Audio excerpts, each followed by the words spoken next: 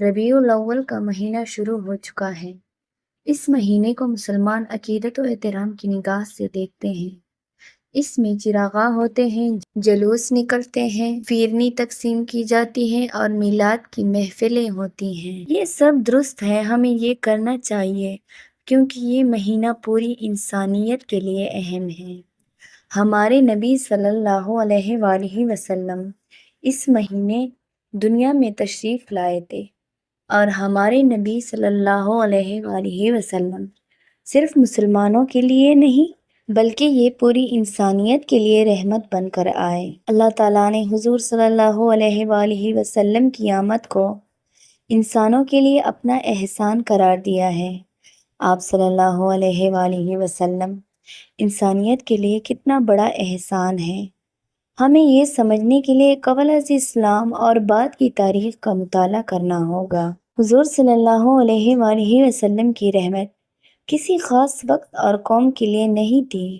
آپ صلی اللہ علیہ وآلہ وسلم ہر دور اور ہر قوم کے لیے رحمت ہیں۔ اللہ تعالیٰ نے کچھ قوموں کو ایمان کی دولت سے محروم رکھا، لیکن اس کے باوجود یہ بھی اس تبدیلی اور رسول اللہ صلی اللہ علیہ وآلہ وسلم کی تعلیمات سے بلا واسطہ فیض حاصل کرنے میں کامیاب رہیں۔ کیوں اور کیسے؟ ان قوموں نے رسول اللہ صلی اللہ علیہ وآلہ وسلم کا صرف تعلیم کا پیغام لے لیا۔ دنیا میں اسلام سے قبل تعلیم کی اہمیت، افادیت اور اسے حاصل کرنے کی ترغیب اتنی شدت سے کہیں نہیں ملتی۔ ہمارے نبی صلی اللہ علیہ وآلہ وسلم کی نبوت کی زندگی کا آغاز ہی پڑھنے کے حکم سے ہوا تھا۔ آپ صلی اللہ علیہ وآلہ وسلم نے تعلیم کے ساتھ شعور و آگاہی کی تحریک شروع کی، ہر مسلمان پر تعلیم حاصل کرنا فرض قرار دیا۔ مسلمانوں کو لکھنا پڑھنا سکھانے کے لیے غیر مسلموں سے مدد حاصل کی۔ عین جنگ کے موقع پر اور بعد میں تعلیم پر پوری توجہ دی اور ایک عظیم انقلاب برپا کر دیا۔ دنیا کے جن قوموں اور ملکوں نے ظہور اسلام کے بعد تعلیم کو ریاست مدینہ کی طرح ترجیح اول بنایا، وہ دیکھتے ہی دیکھتے دنیا کی امامت کرنے لگے۔ آپ کو اگر یقین نہ آئے تو میں ماضی کے قریب کی تاریخ میں صرف 2 ملکوں کی تاریخ آپ کے سامنے رکھتا ہوں، آپ کو اس سے ترقی کا راستہ مل جائے گا۔ 1950 کی دہائی میں جنوبی کوریا دنیا کا غریب ترین ملک تھا۔ کوریا کی جنگ نے سب کچھ تباہ کر دیا تھا، گاؤں اجڑ گئے، شہر کنڈر بن گئے، کارخانے ختم ہو گئے اور عوام کے پاس کھانے کے لیے کچھ نہ تھا۔ بچے بھوک سے روتے تھے اور مائیں ان کو تسلی دیتی تھی، لیکن یہ ان سے کھانے کا وعدہ نہیں کر سکتی تھی۔ کوریا میں ایک طرف یہ صورتحال تھی اور دوسری طرف اس ملک کے پاس تیل تھا، گیس تھی، سونا اور نہ ہی دوسرے قدرتی وسائل تھے، لہٰذا ان کے پاس بھوک، غربت اور مایوسی کے سوا کچھ نہیں تھا۔ اس زمانے میں دنیا بھر کے ماہرین کا خیال تھا یہ ملک زیادہ دیر تک قائم نہیں رہ سکے گا، لیکن پھر ان ابتر حالات میں کوریا کی لیڈرشپ نے عجیب فیصلہ کیا۔ انہوں نے قوم کو بتایا، ہمارے پاس زمین کم ہے اور وسائل بھی نہیں ہیں، ہمارے پاس انڈسٹری اور زراعت کا بھی سوال پیدا نہیں ہوتا، ہمارے پاس صرف بچے ہیں، یہ ہمارا کل اثاثہ ہے، اور ہم اگر ان کو پڑھا دیں تو ہم اور ہمارا ملک ترقی کی لائن میں کھڑا ہو جائے گا، لہٰذا ہمیں صرف تعلیم پر فوکس کرنا ہوگا۔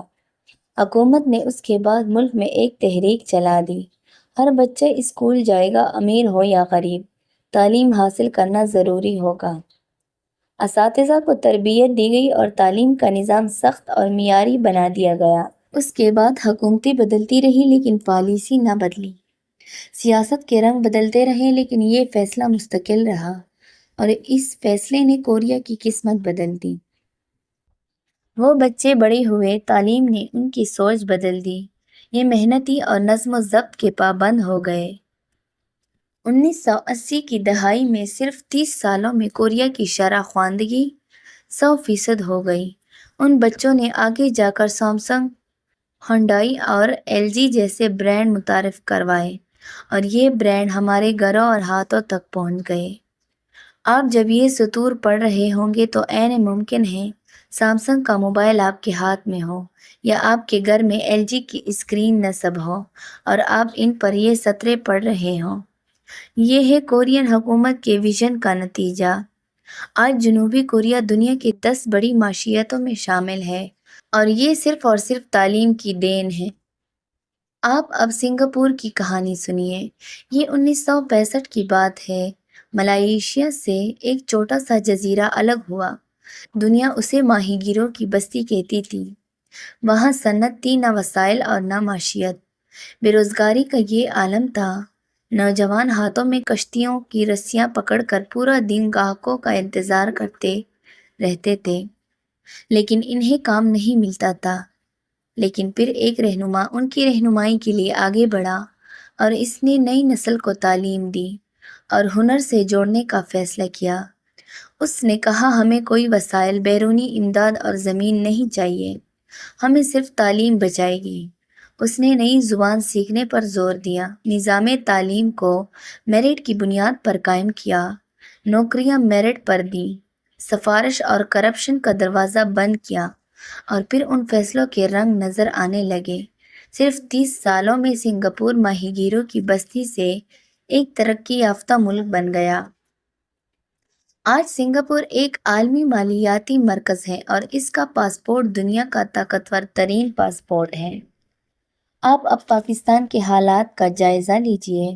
پاکستان میں پانی، معدنیات، تیل اور سونا سب موجود ہے، لیکن ہم اس کے باوجود ترقی نہیں کر رہے۔ کیوں؟ کیونکہ ہم نے انسانوں کو ڈیولپ نہیں کیا، ہم نے قوم کو تعلیم اور تربیت نہیں دی۔ یہ یاد رکھیں، قوموں کی سب سے بڑی طاقت اس کے نوجوان اور اس کے بچے ہوتے ہیں۔ قومیں اگر انہیں استعمال کر لے تو یہ قدرتی وسائل کے بغیر بھی ترقی کر لیتی ہیں، اور اگر یہ وسیلہ نہ ہو تو دنیا کے تمام وسائل مل کر بھی قوم کو قوم نہیں بنا سکتے۔ ہمارے ملک کے 65% لوگ 30 سال سے کم عمر ہیں۔ ہمیں اس عظیم خزانے کی طاقت کو سمجھنا ہوگا اور استعمال کرنا ہوگا، لیکن بدقسمتی سے اس وقت ہمارے 5 سال سے کم عمر 2.5 کروڑ بچے تعلیمی اداروں سے باہر ہیں۔ یہاں پر یہ سوال پیدا ہوتا ہے، اگر سنگاپور اور کوریا اپنی قوم کو تعلیم یافتہ بنا سکتے ہیں تو ہم تعلیم کو ترجیح دے کر قوم کو ڈیولپ کیوں نہیں کر سکتے؟ آپ یقین جانیں، ہمارے لیے بھی اس پر عمل کے وہی نتائج نکلیں گے جو دوسرے ممالک میں نکلے ہیں۔ ہماری ریاست اس وقت کئی طرح کے مسائل کا شکار ہے۔ اس کے پاس تعلیم کے لیے وقت اور وسائل نہیں ہے، لہٰذا اب تعلیم کو ترجیح اول بنانے کی سنت پر عمل کی زیادہ تر ذمہ داری ہم سب پر عائد ہو گئی ہے۔ پاکستان میں انفرادی سطح پر کروڑوں افراد یہ کام کر رہے ہیں۔ درجنوں ادارے بھی اسی کام کے لیے کوشاں ہیں۔ ان اداروں میں ایک نام ریڈ فاؤنڈیشن کا ہے۔ میں کئی سالوں سے اس ادارے سے رضاکارانہ طور پر وابستہ ہوں۔ یہ ادارہ کمال کر رہا ہے۔ ایک طرف اس نے فارمل ایجوکیشن کے لیے 400 تعلیمی ادارے قائم کیے ہیں، دوسری جانب اس ادارے نے ترپارکر اور دیامر جیسے علاقوں میں بچیوں کے لیے 120 لٹریسی سینٹرز بنائے ہیں۔ اس کے ساتھ حکومت پنجاب نے اپنے 80 تعلیمی ادارے ان کے حوالے کیے ہیں۔ یوں ان کے زیر انتظام تعلیمی اداروں کی تعداد 600 کے قریب پہنچ گئی ہے اور 1.5 لاکھ طلباء اس سے مستفید ہو رہے ہیں۔ ان لٹریسی سینٹرز میں بچے مفت تعلیم حاصل کر رہے ہیں۔ ریڈ فاؤنڈیشن کے کام میں بہت ہی خاص بات ان کا یتیم بچوں کا پروجیکٹ ہے۔ یہ ڈونر سے 60,000 روپے سالانہ لیتے ہیں، جو کہ 5,000 روپے ماہانہ بنتا ہے، اور اس تھوڑی سی رقم سے یہ ان بچوں کو تعلیم کے ساتھ ساتھ یونیفارمز اور کتابیں دیتے ہیں، اور یوں یہ یتیم بچے ڈاکٹرز اور انجینئر بن رہے ہیں اور ڈونر کے لیے صدقہ جاریہ کا باعث ثابت ہو رہے ہیں۔ ریڈ فاؤنڈیشن ڈونرز کو زیر کفالت بچے کا مکمل پروفائل بھی ارسال کرتی ہیں اور ہر سال انہیں بچوں کی کارکردگی سے بھی مطلع کرتی ہیں۔ ربیع الاول کے اس بابرکت مہینے میں اللہ تعالیٰ نے ہمارے نبی صلی اللہ علیہ وآلہ وسلم کو دنیا میں بھیج کر انسانیت پر عظیم احسان فرمایا۔ اس احسان کا بدلہ یہ ہے تمام انسان خوشی کے اس موقع پر تعلیم دینے کی سنت پر عمل کرے۔ آپ کوئی تعلیمی ادارہ بنا دے اور اسے اپنے والدین یا چاہنے والوں سے منسوخ کر دے، یہ ادارہ ان کے لیے صدقہ جاریہ کا اکاؤنٹ ثابت ہوگا۔ یا آپ کسی تعلیمی ادارے میں فرنیچر دے دیں یا سائنس لیبارٹری فراہم کر دیں، اللہ تعالیٰ آپ کو اس دنیا اور آخرت دونوں میں نواز دے گا۔ آپ 60,000 روپے سالانہ یا 5,000 روپے ماہانہ ارسال کر کے کسی ایک بچے کو اپنی کفالت میں لے سکتے ہیں۔ ریڈ فاؤنڈیشن آپ کو بچے کی تفصیل ارسال کرے گی اور یہ بچہ تعلیم حاصل کرنا شروع کر دے گا۔ آپ ایک سے زیادہ بچوں کی کفالت کا ذمہ بھی لے سکتے ہیں۔ یقین کیجیے یہ بچے آپ اور آپ کی نسلوں کے لیے صدقہ جاریہ بن جائیں گے۔ ربیع الاول منانے کا ایک طریقہ یہ بھی ہے کہ تعلیم کو ترجیح بنانے کی سنت کو دوبارہ زندہ کیا جائے۔